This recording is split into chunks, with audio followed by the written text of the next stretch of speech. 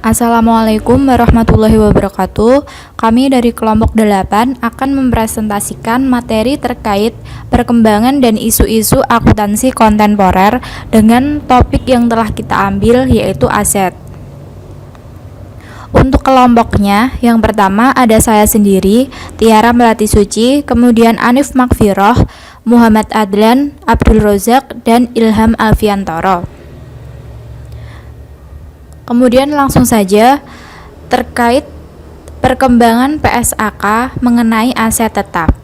Ada PSAK 16 terkait aset tetap tanaman produktif, PSAK 30, ISAK 8, ISAK 16 mengenai sewa transaksi mengandung sewa konsensi jasa, PSAK 26 bunga pinjaman, PSAK 13 dan 19, ISAK 25, investasi properti aset tak berwujud hak atas tanah, PSAK 48, penurunan nilai aset, dan PSAK 58, aset tidak lancar dimiliki untuk dijual dan operasi yang dihentikan. Pengertian aset tetap.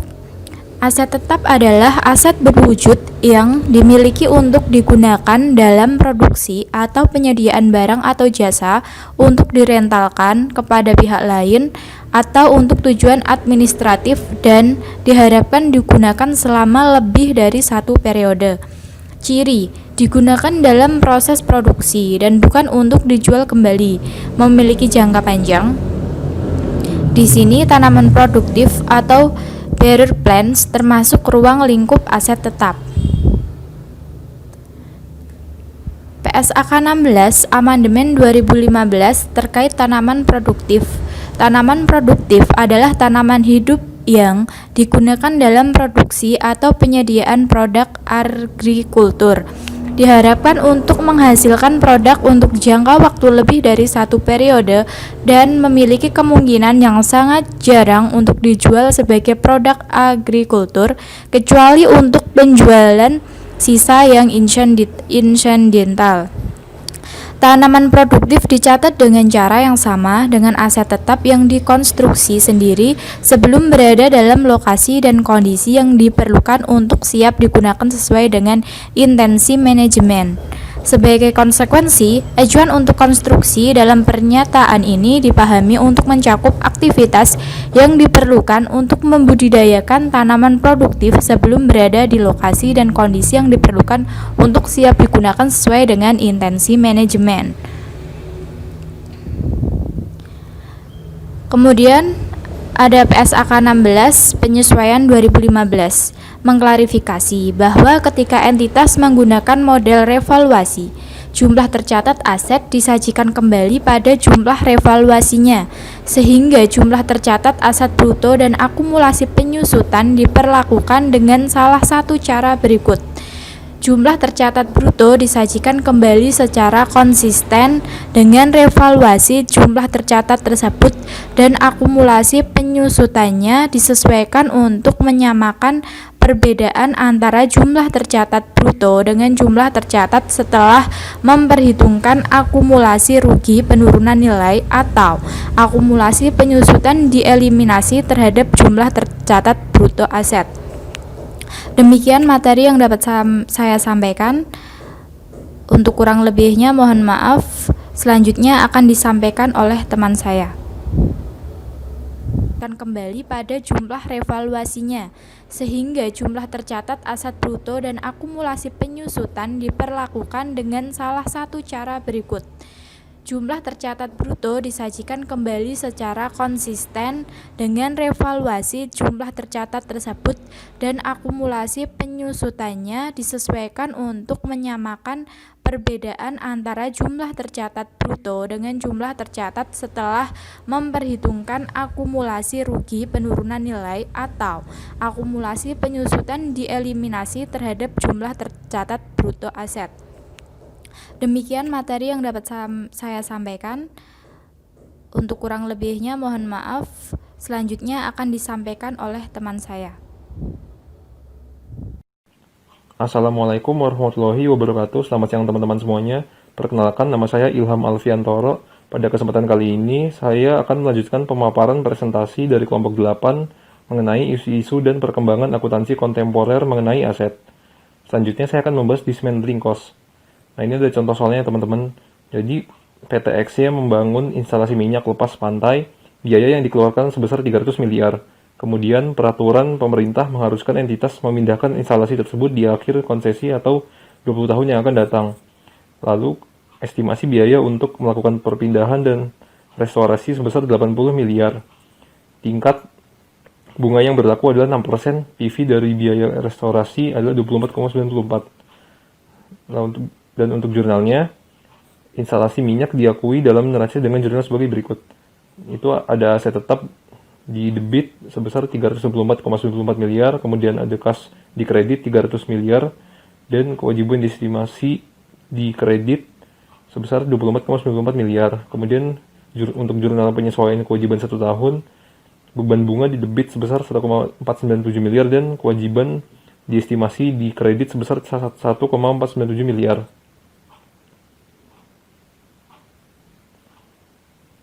Kemudian ada pengukuran setelah pengakuan awal. Yang pertama itu ada cost model, aset tetap dicatat sebesar perhitungannya biaya perolehan dikurangi akumulasi penyusutan dan akumulasi rugi penurunan aset. Selanjutnya ada revaluation model, yaitu aset tetap dicatat sebesar perhitungannya jumlah revaluasian atau nilai wajar pada tanggal revaluasi dikurangi akumulasi penyusutan dan akumulasi rugi penurunan aset yang terjadi setelah tanggal revaluasi. Kemudian ada frekuensi penilaian. Dalam hal ini, frekuensi revaluasi tergantung perubahan nilai wajar dari suatu aset tetap. Jika nilai wajar dari aset yang direvaluasi berbeda secara material dari jumlah tercatatnya, maka revaluasi lanjutan perlu dilakukan. Kemudian beberapa aset tetap mengalami perubahan nilai wajar secara signifikan dan fluktuatif, sehingga perlu direvaluasi secara tahunan. Kemudian revaluasi tahunan tidak perlu apabila perubahan nilai wajar tidak signifikan. Aset dapat revaluasi setiap 3 atau 5 tahun sekali. Kemudian selanjutnya ada akumulasi penyusutan revaluation model. Dalam hal ini, akumulasi penyusutan pada tanggal revaluasi diperlakukan dengan metode yang pertama itu ada proporsional, yaitu nilai akumulasi, depresiasi, dan harga perolehan dinaikkan secara proporsional sehingga nilai bersih aset sama dengan nilai revaluasi. Kemudian metode yang kedua ada metode eliminasi, yaitu nilai akumulasi depresiasi ditutup mengurangi nilai aset, kemudian aset dinaikkan menjadi nilai revaluasi. Selanjutnya ini ada contoh soal dari metode proporsional dan metode eliminasi. Kita lanjut ke soal yang pertama, yaitu peralatan senilai 4 juta diperoleh tanggal 1 Januari 2012 dengan masa manfaat ekonomis 5 tahun tanpa nilai sisa. Kemudian tanggal 31 Desember 2012 nilai wajar aset adalah 4.800.000. Jurnalnya pada tanggal 1 Januari 2012 aset tetap di debit sebesar 4 juta dan kas di kredit sebesar 4 juta. Kemudian tanggal 31 Desember 2012 beban penyusutan di debit 800.000 dan akumulasi penyusutan di kredit 800.000. Kemudian pada tanggal yang sama aset tetap di debit sebesar 2 juta dan akumulasi penyusutan di kredit sebesar 400.000 dan surplus revaluasi di kredit sebesar 1.600.000. Kemudian soal kedua, peralatan senilai 4 juta diperoleh tanggal 1 Januari 2012 dengan masa manfaat ekonomis 5 tahun tanpa nilai sisa. Tanggal 31 Desember 2010, nilai wajar aset adalah 4.800.000.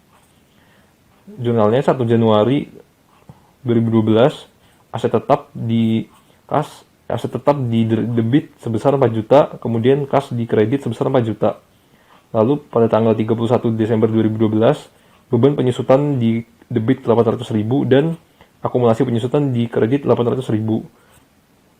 Kemudian pada tanggal yang sama, akumulasi penyusutan di debit 800.000, aset tetap di kredit sebesar 800.000, kemudian aset tetap di debit sebesar 1.600.000, dan surplus revaluasi di kredit sebesar 1.600.000.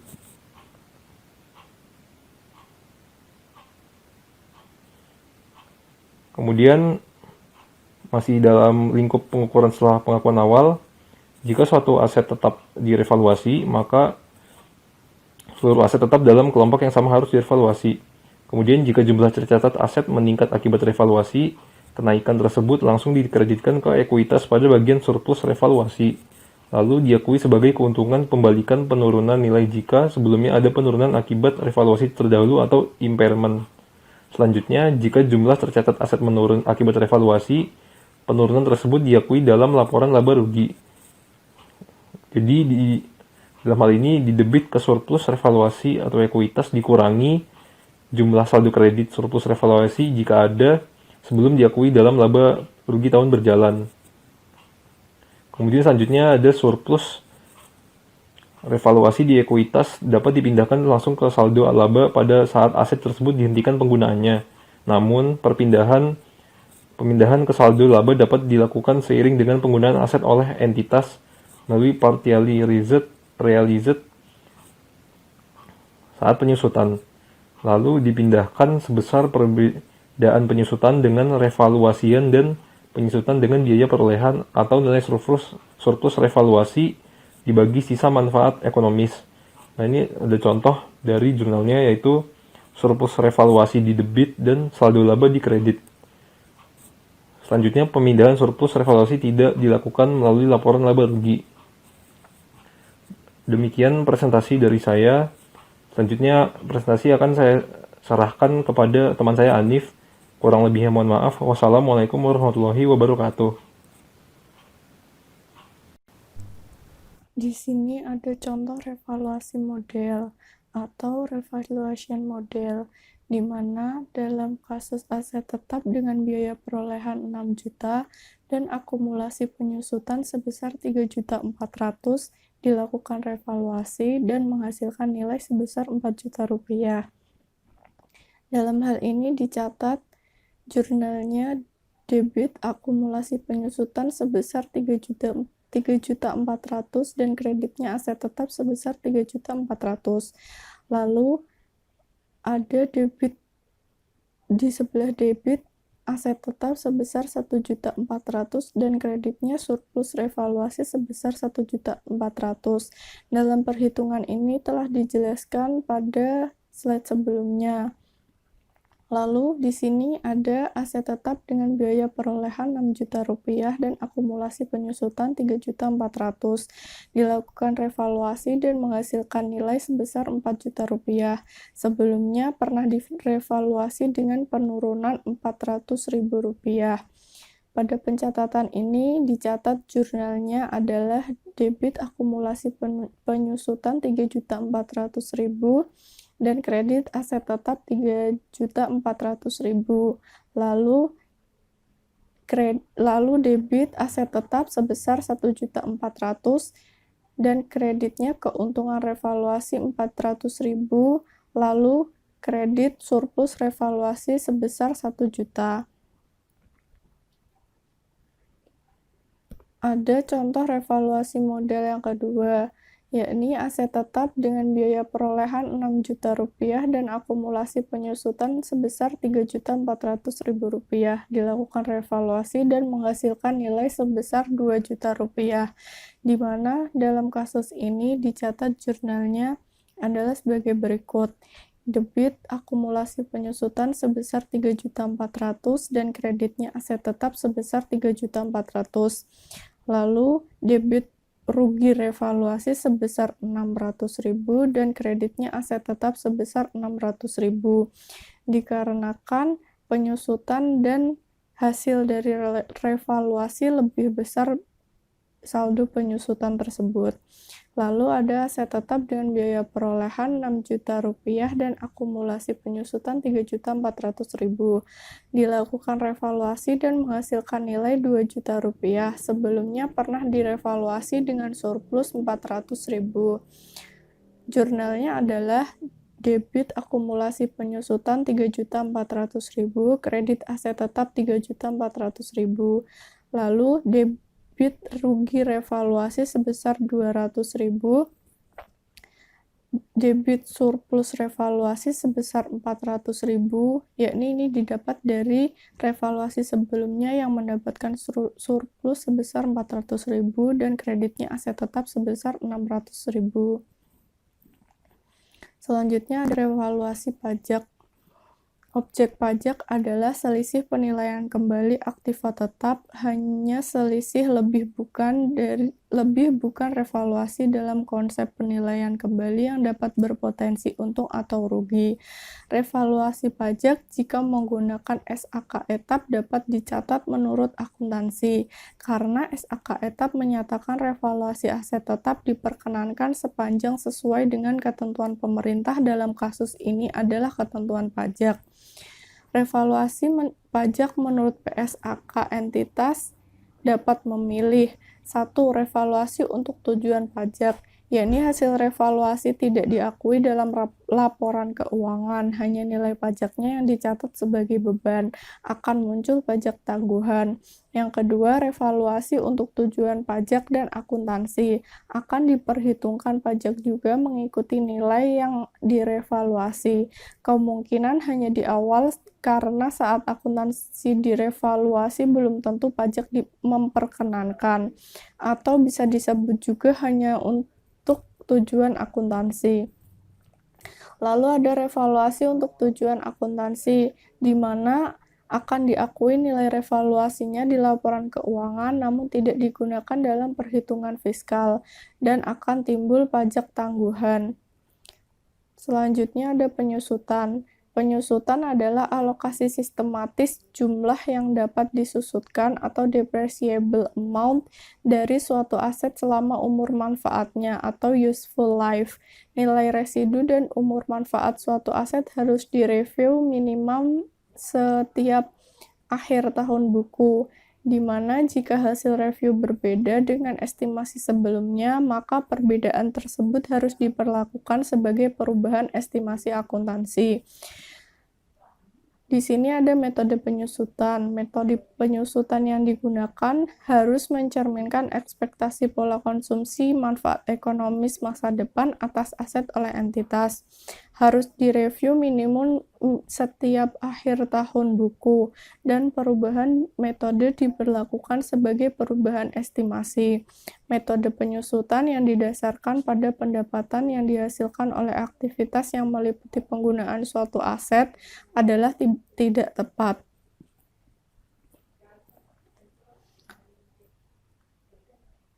Selanjutnya ada umur manfaat. Seluruh faktor berikut diperhitungkan dalam menentukan umur manfaat suatu aset. Yang pertama, perkiraan daya pakai. Yang kedua, perkiraan tingkat keausan fisik. Yang ketiga, keusangan teknis atau keusangan komersial, di mana pengurangan yang diperkirakan terjadi di masa yang akan datang atas harga jual suatu produk yang diproduksi menggunakan suatu aset merupakan suatu indikasinya. Yang keempat, pembatasan hukum atau yang serupa. Selanjutnya ada aset tak berwujud. Dalam aset tak berwujud pada PSAK 19, aset tak berwujud diakui jika memiliki manfaat ekonomi di masa mendatang, dapat diukur dengan andal. Masa manfaat tersebut meliputi masa manfaat terbatas dan tidak terbatas, yang direview setiap tanggal laporan keuangan. Ketentuan tentang masa manfaat tak terbatas, pengukuran setelah perolehan awal dengan model biaya dan model revaluasi, lalu akuisisi aset tak berwujud dalam kombinasi bisnis, akuisisi melalui hibah pemerintah, dan biaya situs web bukan aset tak berwujud kecuali memenuhi konsep pengembangan. Assalamualaikum warahmatullahi wabarakatuh. Selamat pagi teman-teman. Saya Abdul Nozak dengan NIM 7110. Saya akan melanjutkan presentasi dari teman-teman saya sebelumnya dari kelompok 8. Saya akan presentasi mulai dari slide 23 sampai slide ke-30. Jadi bisa teman-teman simak di PPT yang telah di-share oleh kelompok kami di grup WAG kelas ya. Slide 23 menjelaskan mengenai pengakuan aset tak berwujud. Nah, untuk perlakuan dari pengakuannya aset tak berwujud ini seperti apa? Itu ada 6 poin. Yang pertama, perolehan terpisah. Terus yang kedua, akuisisi sebagai bagian dari kombinasi bisnis. Terus kemudian yang ketiga, ada pengakuisisian dengan hibah pemerintah. Yang keempat, pertukaran aset. Yang kelima, goodwill yang dihasilkan internal. Nah, sih perusahaan kan punya goodwill atau nama baik. Nah, itu juga termasuk pengakuan aset tak berwujud pada poin kelima. Terus yang keenam, aset tidak berwujud yang dihasilkan oleh pihak internal. Kemudian lanjut ke slide 24. Aset tidak berwujud internal. Dalam menentukan apakah aset tidak berwujud yang dihasilkan internal memenuhi syarat untuk diakui, entitas menggolongkan proses dihasilkannya aset menjadi dua tahap. Yang pertama, tahap riset, dan kemudian yang kedua, tahap pengembangan. Tahap riset itu sendiri seperti apa sih? Tahap riset adalah penelitian orisinal dan terencana yang dilaksanakan dengan harapan memperoleh pembaruan pengetahuan dan pemahaman teknis atas ilmu yang baru. Terus kemudian pengertian dari tahap pengembangan adalah penerapan temuan, riset atau pengetahuan lainnya pada suatu rencana atau rancangan produksi, bahan baku, alat, produk, proses, sistem, atau jasa yang sifatnya baru atau yang mengalami perbaikan substansial sebelum dimulainya produksi komersial atau pemakaian. Tuh yang isi dari slide ke-24. Kemudian lanjut ke slide 25. ATB dihasilkan internal. Aset tidak berwujud dihasilkan internal pengembangan. Aset tidak berwujud yang timbul dari kegiatan pengembangan diakui jika dan hanya jika terpenuhi semua hal berikut ini. Yang pertama, kelayakan teknis penyelesaian.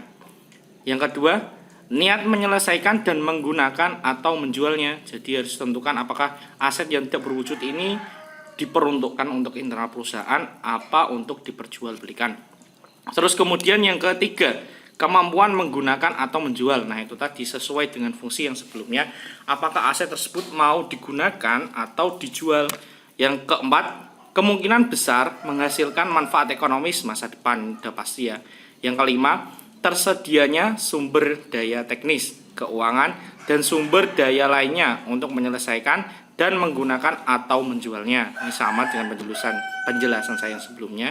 Terus yang terakhir, nomor 6, kemampuan mengukur secara andal pengeluaran terkait dengan aset tersebut. Nah, itu dari slide ke-25. Lanjut ke slide ke-26. Pengembangan akuntansi kontemporer mengenai aset tak berwujud PSAK 19 penyesuaian 2015 mengklarifikasi bahwa ketika aset menggunakan model revaluasi, jumlah tercatat aset disajikan kembali pada jumlah revaluasinya, sehingga jumlah tercatat aset bruto dan akumulasi penyusutan diperlakukan dengan salah satu cara. Ada dua cara. Yang pertama caranya adalah jumlah tercatat bruto disajikan kembali secara konsisten dengan revaluasi jumlah tercatat tersebut dan akumulasi penyusutan. Disesuaikan untuk menyamakan perbedaan antara jumlah tercatat bruto dengan jumlah tercatat setelah memperhitungkan akumulasi rugi, penurunan nilai atau akumulasi, atau yang kedua akumulasi penyusutan dieliminasi terhadap jumlah tercatat bruto aset. Terus next ke slide 27. Isu-isu penyatuan aset tak berwujud PSAK 19. Sejak tahun 1980 telah terjadi suatu gerak maju globalisasi dengan terbentuknya beberapa perekonomian regional seperti European Single Market (ESM), North ASEAN Free Trade Agreement, dan yang lain sebagainya. Itu udah banyak, bisa teman-teman baca. Terus termasuk juga ada tujuan APEC. Di sini juga APEC. APEC mempunyai tujuan untuk membentuk suatu kawasan perdagangan dan investasi yang bebas di tahun 2010 untuk anggota-anggotanya yang merupakan negara maju, dan di tahun 2010 untuk anggota negara berkembang. Jadi APEC termasuk negara maju dan juga negara berkembang pada tahun 2020. Tujuan APEC tersebut menyebabkan suatu lingkungan bisnis yang lebih kompetitif perusahaan di negara-negara anggota APEC, baik dalam hal memproduksi serta memasarkan barang dan jasa maupun menarik investor. Lanjut ke slide 28. Ini masih sama mengenai topik isu penyatuan akuntansi atas aset tak berwujud PSAK 19 di era globalisasi.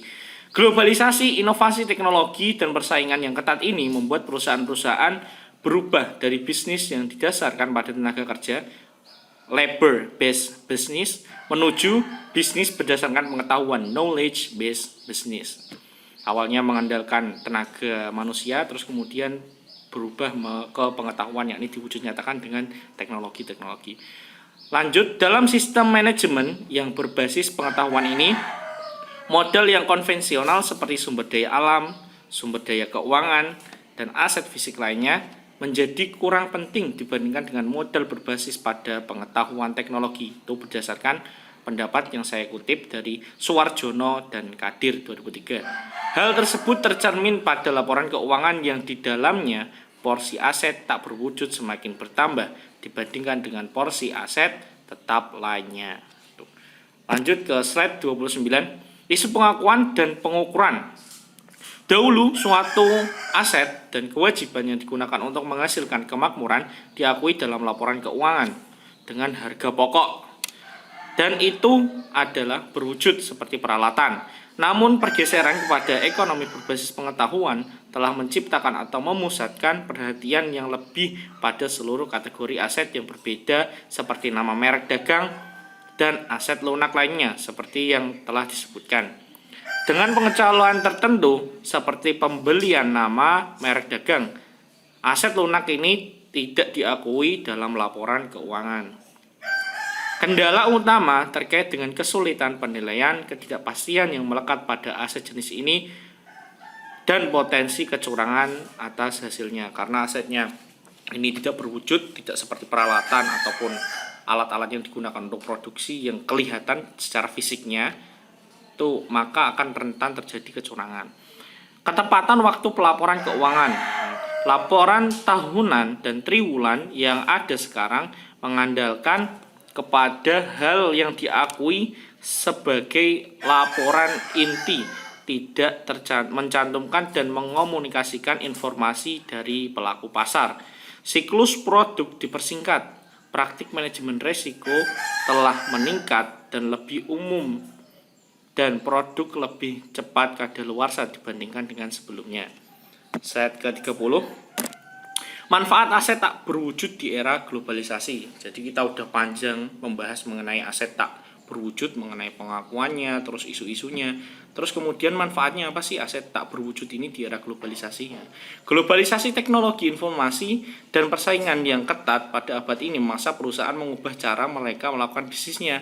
Ekonomi juga bertransformasi dan production ekonomi yang penggunaan pengetahuan sebagai faktor produksi sangat sedikit, dan faktor produksi utamanya adalah model fisik seperti tanah, tenaga kerja, uang, mesin, dan lain sebagainya, menjadi knowledge economy, atau dalam kurung K-economic, yang investasi dalam bentuk pengetahuan, modal intelektual, dan aset tak berwujud. Seiring dengan perubahan ekonomi yang memiliki karakteristik ekonomi yang berbasis ilmu pengetahuan dengan penerapan manajemen pengakuan, maka kemakmuran suatu perusahaan akan bergantung pada suatu penciptaan transformasi dan kapitalisasi dari pengetahuan itu sendiri. Untuk yang selanjutnya mengenai manfaat aset tak berwujud di era globalisasi akan dijelaskan oleh teman saya selanjutnya, Adlan. Terima kasih dari saya. Assalamualaikum warahmatullahi wabarakatuh. Oke, baik. Assalamualaikum warahmatullahi wabarakatuh. Perkenalkan, nama saya Muhammad Adlan Ardiansyah, NIM 098. Saya akan melanjutkan pembahasan dari rekan saya sebelumnya mengenai teori akuntansi dengan bahasan isu-isu dan perkembangan mengenai akuntansi kontemporer dalam topik kali ini, yaitu aset. Selanjutnya yaitu adalah manfaat aset tak berwujud di era globalisasi. Kita tahu sendiri bahwa di era globalisasi ini atau eranya perkembangan teknologi yang sangat pesat,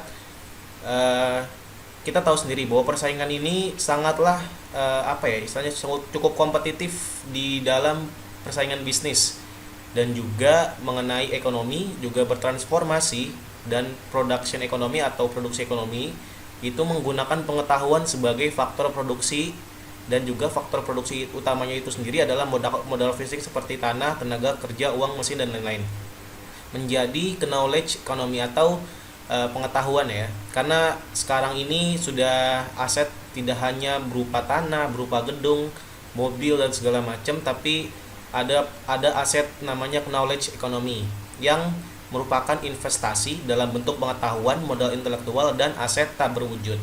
Ini seringkali kita temukan pada perusahaan itu di kalau di departemennya itu namanya R&D atau Research and Development. Jadi, seiring dengan perubahan ekonomi yang memiliki karakteristik ekonomi yang berbasis ilmu pengetahuan, maka kemakmuran suatu perusahaan akan bergantung pada suatu penciptaan transformasi dan kapitalisasi dari pengetahuan itu sendiri. Makanya saat ini di era yang menuju Indonesia revolusi 4.0 gitu ya. Mengapa knowledge ini sangat dibutuhkan? Karena sangat istilahnya kita itu tidak bergantung terhadap satu skill saja dari tiap SDM, tapi banyak hal yang kita dapat pergunakan. Nah, itulah yang dinamakan aset tak berwujud, seperti itu. Selanjutnya,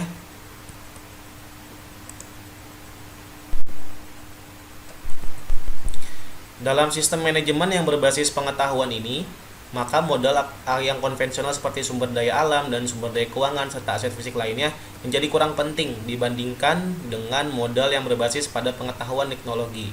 Dengan menggunakan ilmu pengetahuan dan teknologi, maka akan diperoleh cara menggunakan sumber daya lainnya secara efisien dan ekonomis yang nantinya akan memberikan keunggulan bersaing. Karena sekarang ini perusahaan sudah tidak istilahnya tidak mengandalkan kekuatan sumber daya alam, tetapi ada inovasi-inovasi tertentu yang dapat digunakan oleh manajemen untuk bisa mengembangkan perusahaannya itu sendiri. Contohnya dari segi teknologi, dari segi penjualan juga. Itu penjualan sekarang sudah menggunakan penjualan berbasis online dan menjual di marketplace yang telah ada.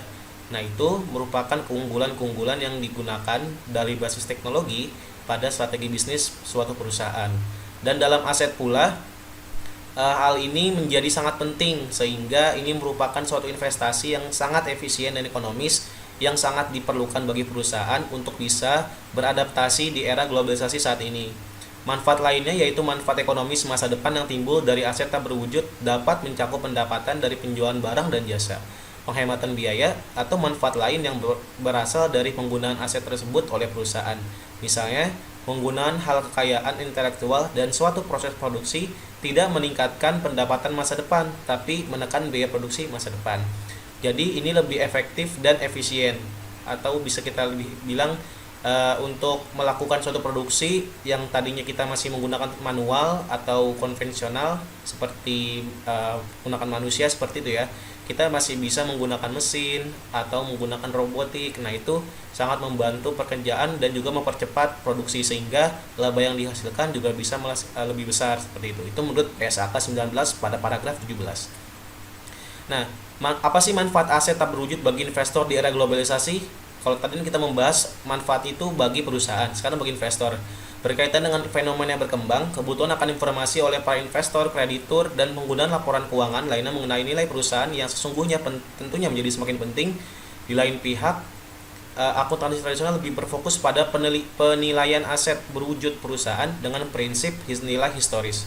Biaya historis dianggap sebagai metode pengukuran yang paling objektif, andal, dan mudah diverifikasi menurut Hartono. Maka dari itu, saya kira pencatatan dan penilaian mengenai aset tak berwujud ini perlu dilakukan supaya investor juga dapat melihat apakah perusahaan ini dinilai sangat baik dalam mengelola asetnya dan juga mempergunakan asetnya dengan cara baik, dan itu bisa dilampirkan pada laporan keuangan ataupun di website milik perusahaan sendiri supaya investor dapat memahami karakteristik perusahaan tersebut. Selain itu, sebagai sarana untuk mendistribusikan harga pokok atau biaya, pada pendapatan untuk menerapkan konsep matching cost against revenue, namun pendapat ini dikritik oleh penganut positive accounting theory atau teori akuntansi positif bahwa laba yang didasarkan biaya historis tidak memiliki nilai informasi dan nilai prediktif. Dengan adanya keterbatasan akuntansi tradisional tersebut, tampaknya kepentingan dunia usaha akan informasi nilai perusahaan yang sesungguhnya tidak dapat terakomodasi.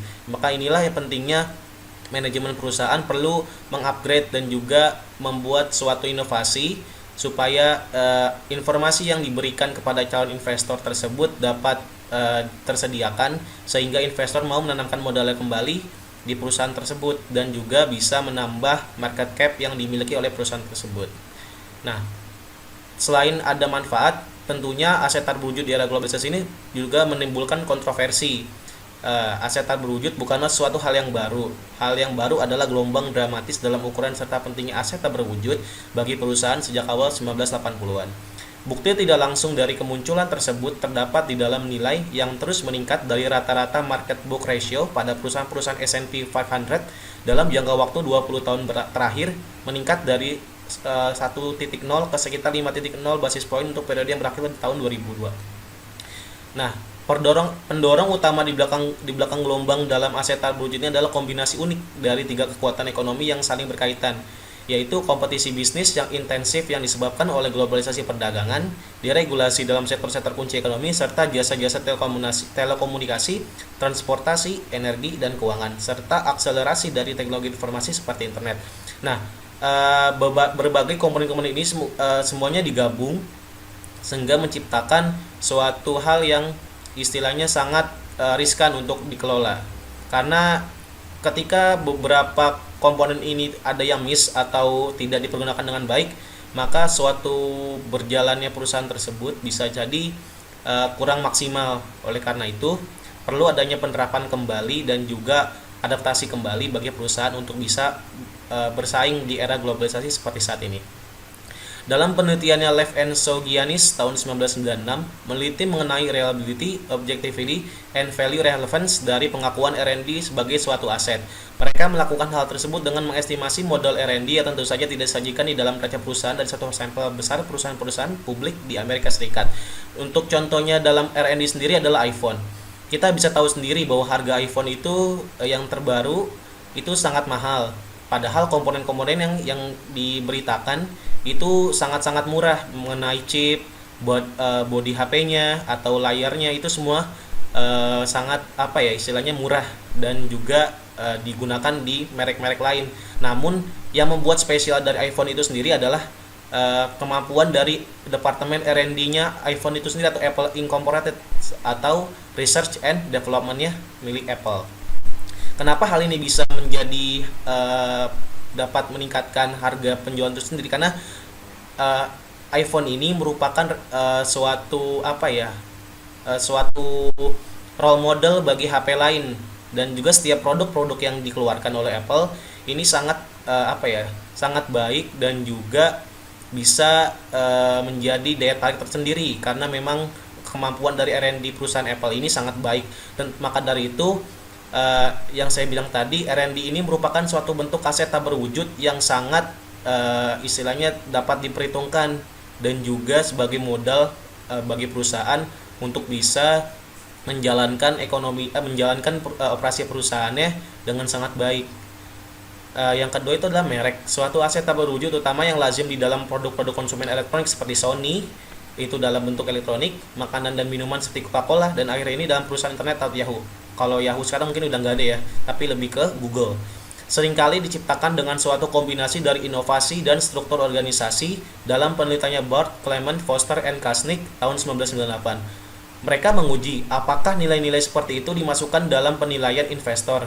Mereka melakukan penelitian terhadap suatu set perusahaan yang nilai mereka diestimasi oleh Interbrand Limited, suatu perusahaan konsultan dari Amerika Serikat, dan menemukan bahwa perkiraan nilai-nilai merek tersebut secara positif dan signifikan berkaitan dengan nilai pasar saham serta return saham perusahaan di atas efek terhadap nilai pasar dari advertising expense, operating margin, market share, serta analyst earnings forecast.